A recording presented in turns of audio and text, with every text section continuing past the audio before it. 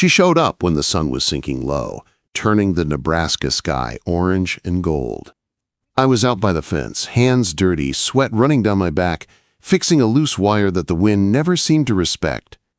When I heard tires crunch on the gravel road, I knew it was not just another neighbor passing through. I looked up and saw her car stop at the end of my driveway. Emma stepped out slowly, like she was not sure she should be here. She held her bag close to her side, shoulders tight, eyes tired in a way that told a long story without words. For a moment she just stood there, the wind tugging at her hair, the open land stretching endlessly behind her.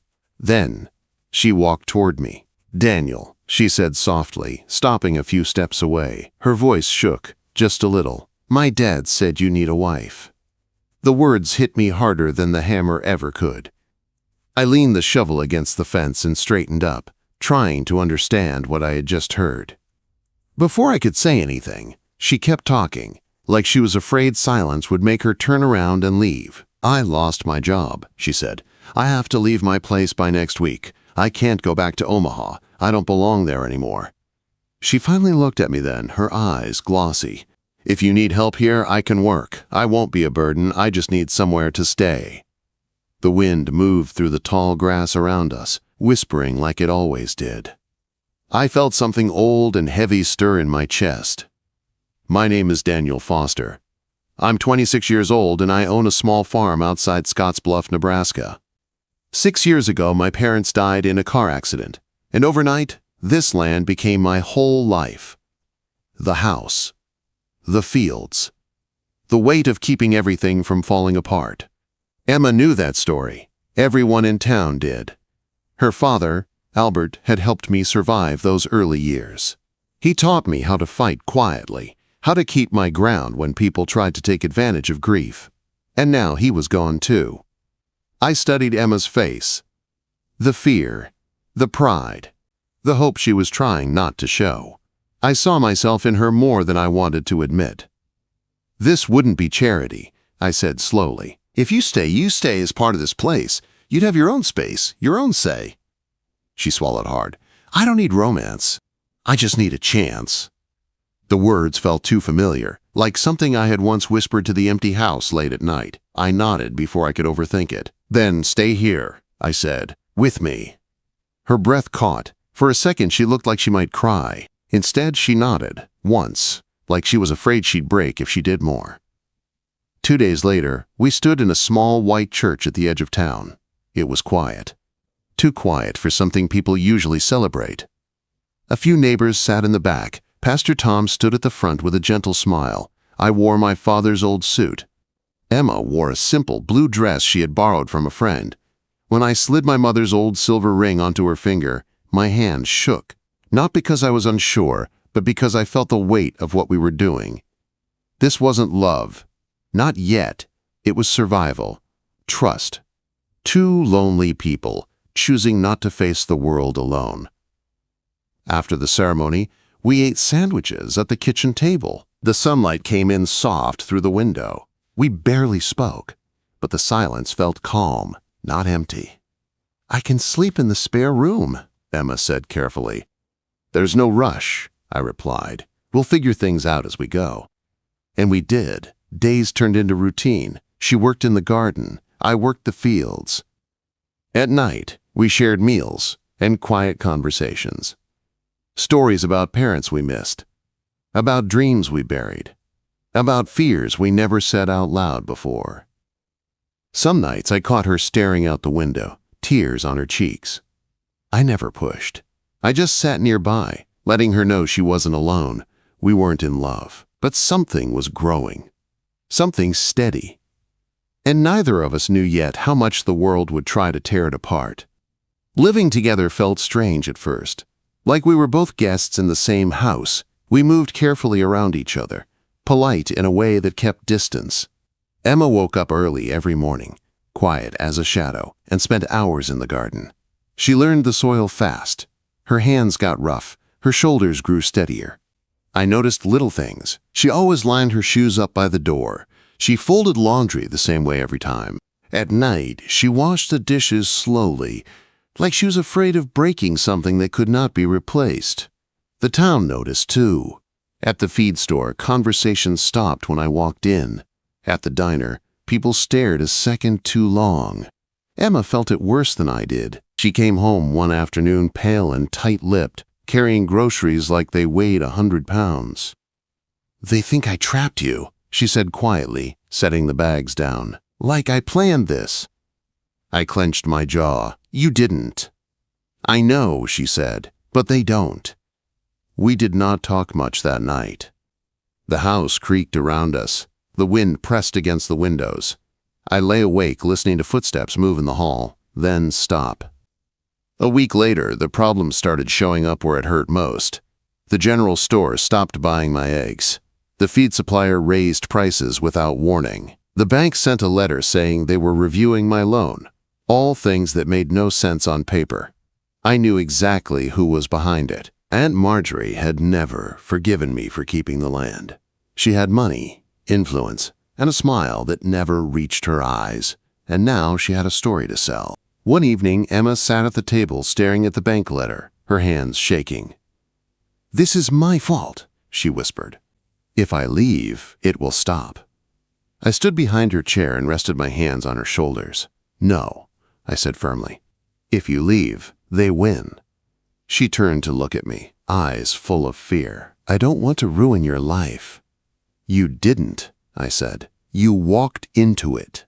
Same as me.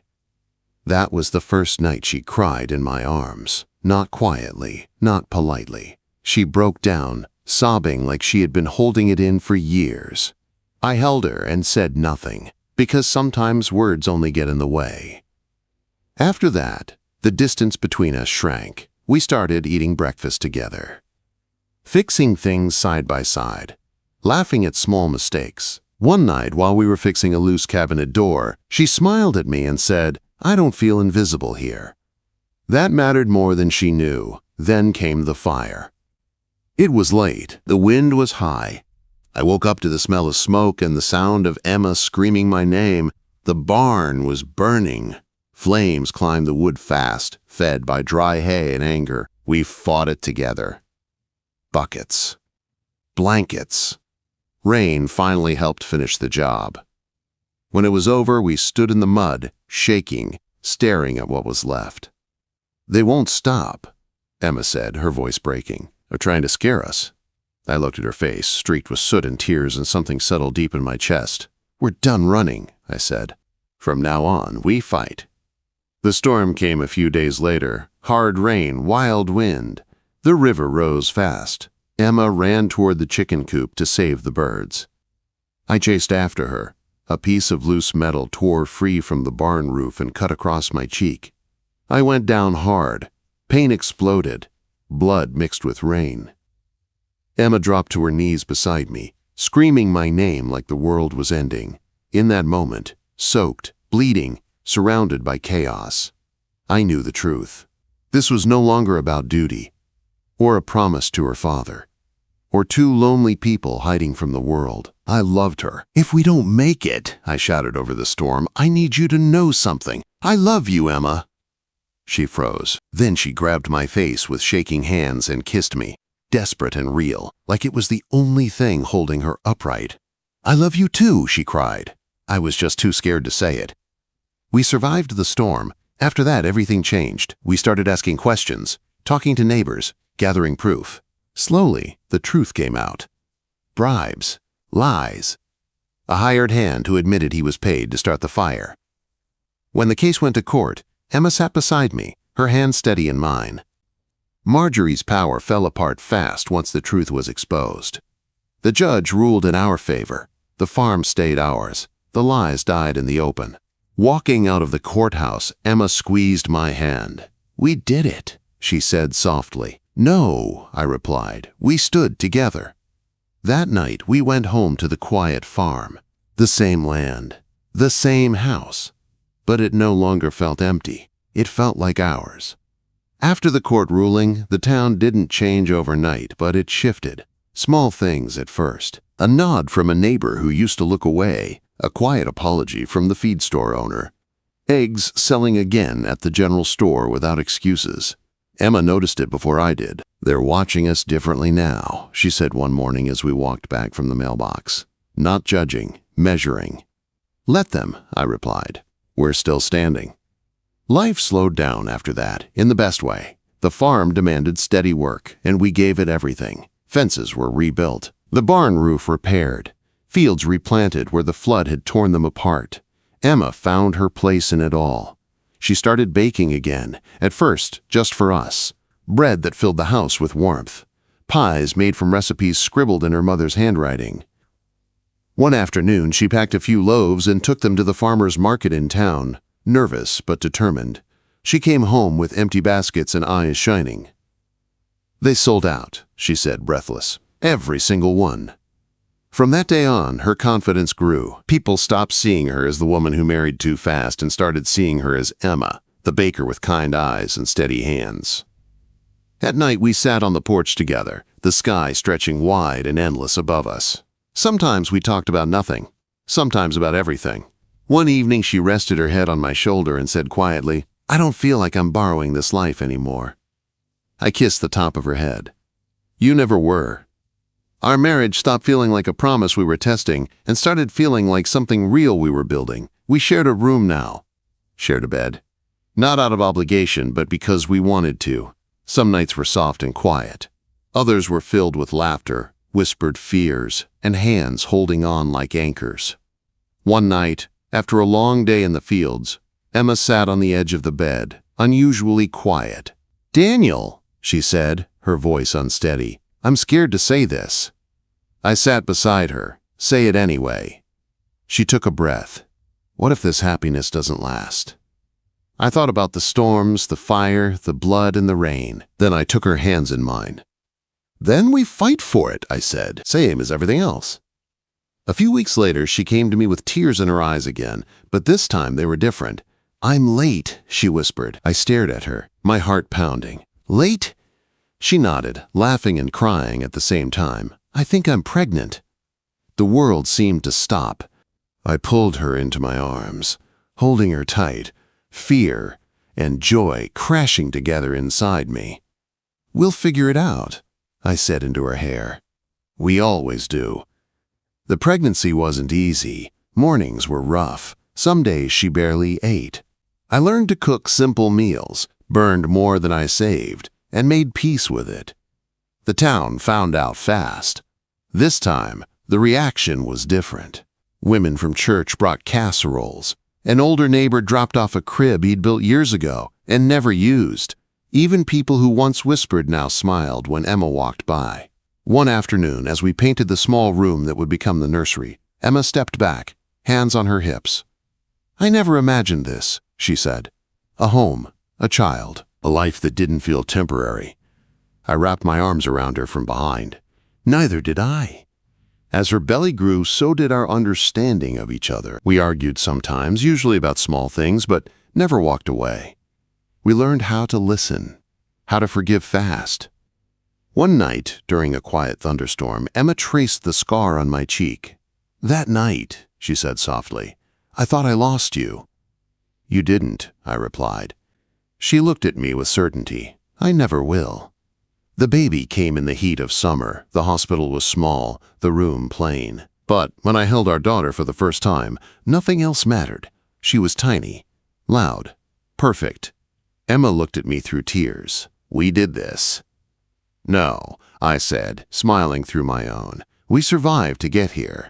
We named her Abigail. Bringing her home changed everything again. Sleep disappeared. Time blurred.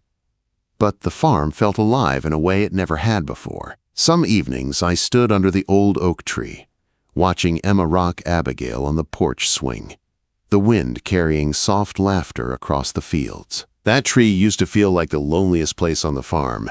Now it felt like the center of our world.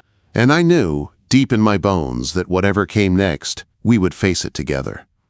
Life didn't suddenly become easy after Abigail arrived. It became fuller, louder, and more fragile in ways I hadn't known before. Nights were broken into pieces. Emma would sit up in bed, rocking Abigail while I warmed bottles or paced the floor. whispering nonsense until our daughter finally drifted back to sleep. Some mornings we both looked exhausted, hair a mess, clothes wrinkled, but there was always that look we shared. The quiet agreement that this was worth it. The farm adjusted around her. I built a small cradle on the porch so Emma could watch the fields while Abigail slept. I nailed extra boards along the fence line so the wind wouldn't cut through as hard. Emma learned how to bake with one hand, Abigail tucked against her chest in a sling, the kitchen smelling like bread and cinnamon. People kept showing up. Not to judge this time, but to help. A neighbor fixed the broken gate without asking.